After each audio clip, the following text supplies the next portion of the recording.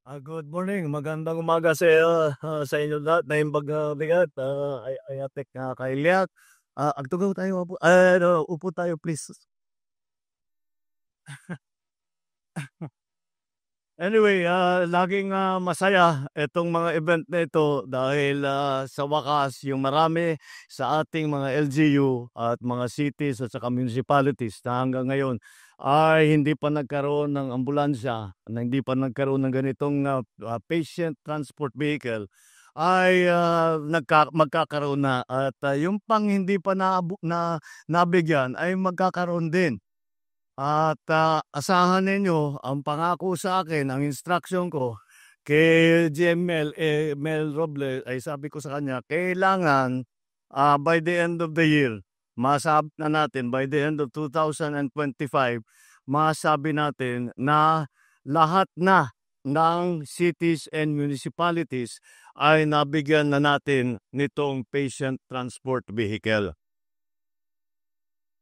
Kung titignan niyo po ay talagang pinili namin na mabuti itong ating, ginagamit na modelo para sa patient transport vehicle. Marami tayong pinag-iisipan, naalala ko nung gobernur ako, marami kaming mga kababayan, marami kaming kailan na nasa Amerika. So, humihingi kami ng tulong, pinagdadalhan kami yung magagandang ambulansya na nakikita mo sa sine. Na malalaki. 'Di very grateful naman kami dahil napakaganda at napakamahal, hindi kayang bilhin ng probinsya. Ngunit noong nagkaroon ng emergency, yung mga malalaki na yon ay hindi na babagay doon, lalo na doon sa mga maliliit na bayan kung saan maliit lang ang daan. Nag-usap nga kayo ni Mayor Isko, sabi niya lalo dito sa Manila puro iskinita 'yan, hindi makapasok.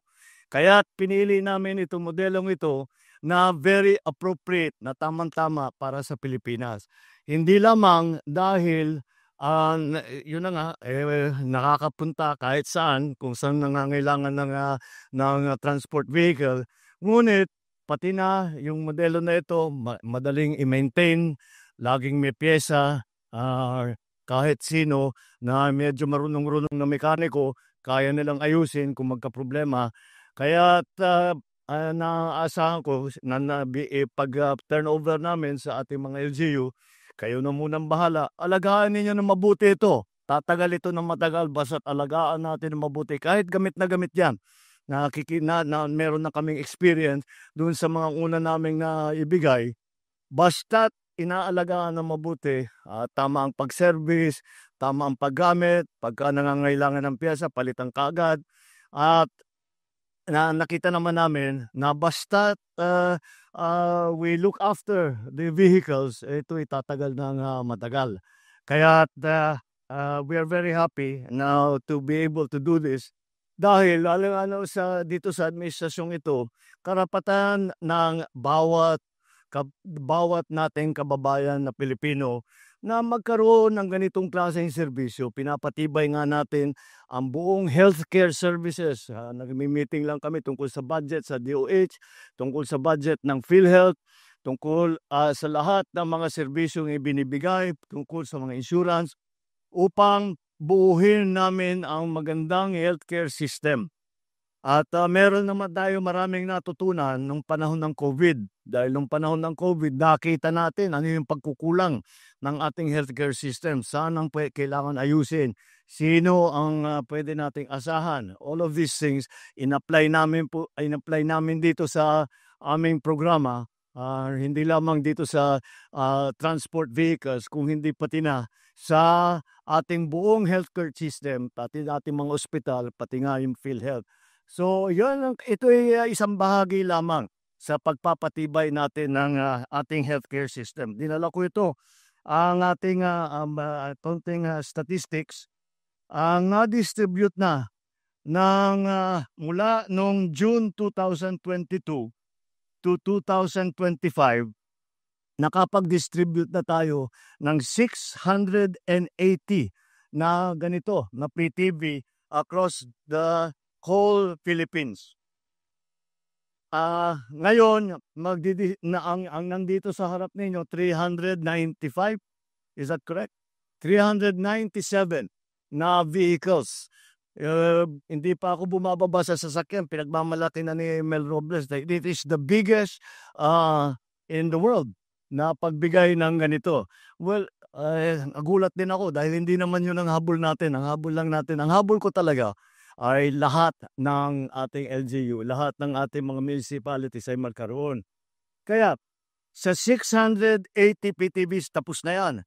Ngayong araw na ito, meron tayong 387 na ipamimigay, but this is for Luzon. Kasabay nito na ipamimigay din natin, meron din tayong 123 para sa Eastern Visayas at 105 sa Mindanao. Kasama dito sa batch na ito, yun ay may bibigay na natin. Kung maalala ninyo, we have 149 cities, 1,493 municipalities, which makes 1,642 cities and municipalities in the Philippines. Kaya, pag natapos natin lahat ito, by the end of the year, masasabi na natin lahat ng city and municipality ay nabigyan na natin ng ating patient transport vehicle.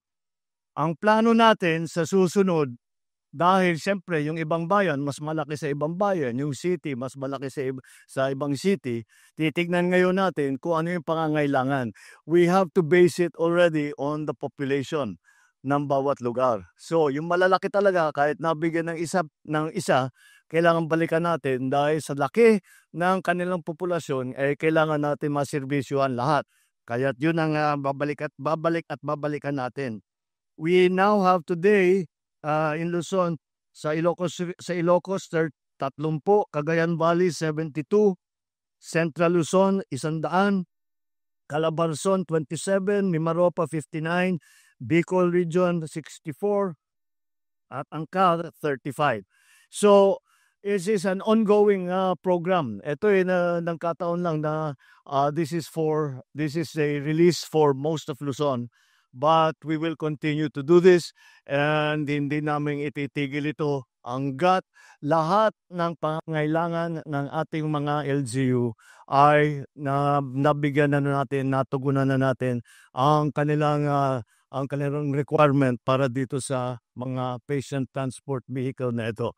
Kaya pagpapatuloy namin ang pagpapatibay hindi lamang sa paramihan nitong transport vehicle kundi pati na ang buong health system natin, buong healthcare system natin. Inaayos natin ang ating mga ospital, linagyan na natin ng mga specialty centers. Meron tayo ng bago, yung tinatawag na bukas na center para sa mga karamdaman na hindi naman kailangan na ma-ospital, na ma-confine. Lahat po yan. Yung PhilHealth, pinaparami natin ang insurance coverage, pinaparami natin ang serbisyong ibinibigay ng PhilHealth, binababaan natin ang payment, ang bayad, kasi kahit papano yung pasyente pagka magpapatingin o magpapagaling ay meron pa rin kontribusyon. Dahan-dahan namin babawasan yung kontribusyon ng pasyente. At kung tayo ay magawa natin, pag naayos natin ang ating ekonomiya na mabuti at kaya na natin, ay kaya naman siguro natin, wala nang kontribusyon ng pasyente. Bigyan na lang natin ng siguro yung kagaya sa ibang lugar na nakikita ko, na nasubukan ko, administrative cost lang. Wala yun, mga 100 piso yun. Tama na yun. Yun lang ang siguro na ibigay nila. Yun lang, that is the aspiration. At the moment, yung sistema natin is not sufficient para ating magawa yun. Siyempre, yung pondo lagi kulang. But, minamasahe natin ang budget ng mabuti para naman mapabilis ang pagpaganda ng health service para sa ating mga kababayan. Maraming salamat. Congratulations sa mga LGU.